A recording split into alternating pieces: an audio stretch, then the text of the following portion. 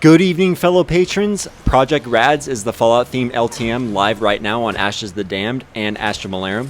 In this mode, you'll see feral ghouls and deathclaws invading the maps, and the big twist is that the radiation increases every round, meaning your survivability gets worse over time unless you're actively combating the radiation.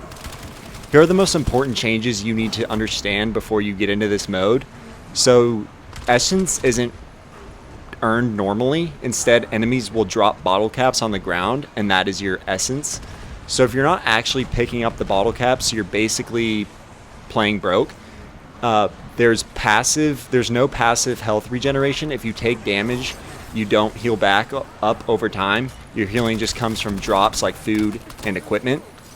And really, drops are everything. In Project RADS, almost all progression is from what enemies will drop. If you ignore the drop system and you think you're just going to purchase perks by just killing zombies how you are used to, you're not going to get anywhere.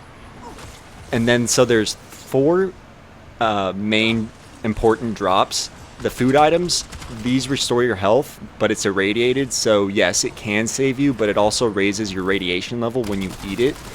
So it's pretty much a double-edged sword. Bottle caps, like I said earlier, this replaces essence. Zombies drop them and you can pick them up, and that's how you buy things and progress in the game. Radx, this is a small vial that reduces your current radiation level. They're really important, so they, in a sense, take place of armor shields. You can get armor shields, but only if zombies have dropped them for loot. You won't be able to craft them at the crafting table. And then Radaway, this can be spawned in as a power-up, or you can, I think that you can get it as a drop, I believe, but when you pick it up, it instantly removes all radiation from your player. It's very uncommon, so don't think you're going to be getting these frequently. You're definitely going to want to stock up or save your salvage for Radx.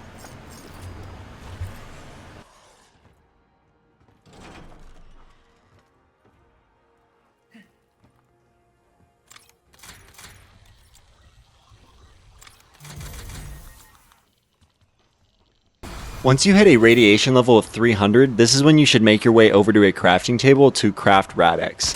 At the 300 level, your movement speed will reduce. At level 500 of radiation, your weapon damage will be reduced.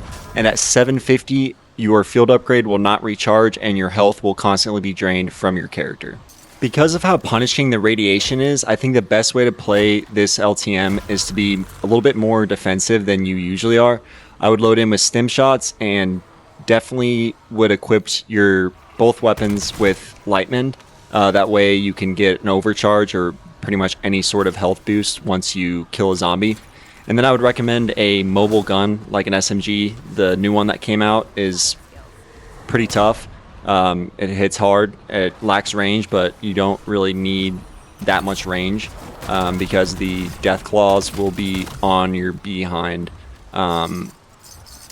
And they're kind of annoying to escape from. So to get the exclusive calling cards for both Ashes of the Damned and Astra Malorum, you have to spawn in an HVT Deathclaw on each map and defeat it. You can spawn them in at any time by collecting 10 bobbleheads that are scattered throughout each map. I will show you all 20 locations in this next segment.